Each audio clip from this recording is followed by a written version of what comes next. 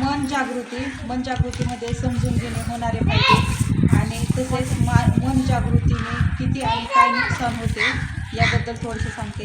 मन नावाचा कोपरा, माणूस नावाच्या सजीवात मन नावाचा कोपरा असतो. असंख्य गोष्टींचा दडलेला इथेच खजिना असतो. काही स्वप्ने पूर्ण झाल्याचा आनंद असतो तर काही स्वप्ने अपूर्ण असल्याचा गंध इथे दरवळतो.